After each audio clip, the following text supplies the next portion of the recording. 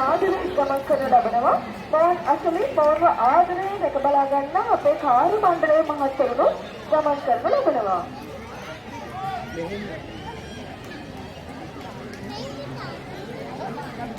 කොහොම නරඹන්නද ආදරයෙන් පිළිගන්න ආකාරය මම ඉදිරියට වගේම පිටපතේ බාධක හඳුනා ගැනීම සඳහා මම උපකාරී කරගන්නේ මේ කාර්යය. ඉතින් මේ දැන් දෙන්නේ අපේ මේ නරඹන්නන්ට වගේම අපිට බොහොම අපූර්වට පුංචි අලිපස්සතිය සුමති සම්මානය ලබා දෙන්න.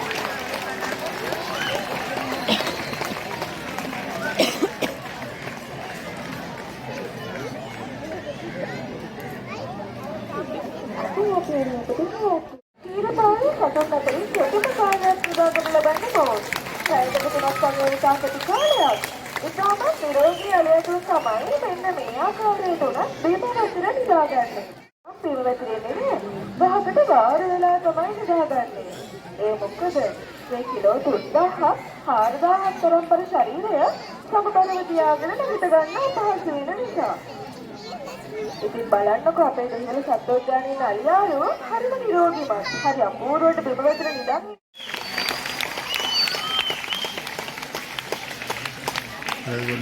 අලියා කියලා කියන්නේ රංචු වශයෙන් ජීවත් වෙන සත්ත්ව කොට්ටාසයක්. මේගොල්ලන්ගේ මේ රංචුව මාර්ගය මූලික වෙනවා.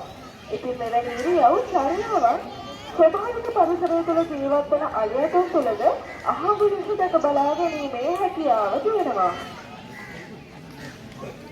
ඒක මට්ටමට ඔප්පුවෙන්නේ. ඔයාලා කැලේ කවිදගෙන යද්දී අලියගේ ඉදිරි පාසලකුණක් දැක්කොත් මෙන්න මේ ක්‍රමයේ මගින් ඔයාලට පුළුවන් ඒ අලියගේ උස ගණනය කරගන්න. ඒ වගේම මේ මිනිස් ක්‍රමය ගණන් අඩු වුණත් තායිලන්තයේ වගේ රටවල් වල තවමත් මේ දේවල් දැක බලා ගැනීමේ හැකියාවක් තියෙනවා.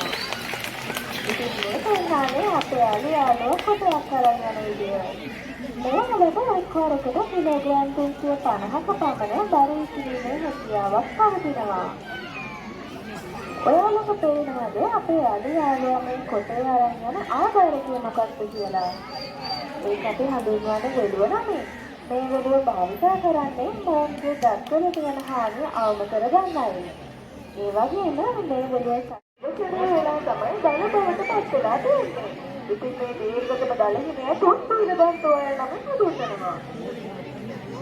බලන්නකෝ අපේ අලියාලෝ කොහොමද නෙට්බෝල් සෙල්ලම් කරන්නේ කියලා.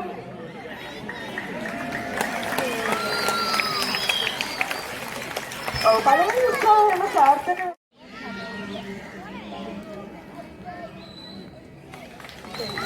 ඔබේ උත්සාහය සාර්ථකයි. ඉතාම දක්ෂ ලෙස පංගුවෙන්නේ.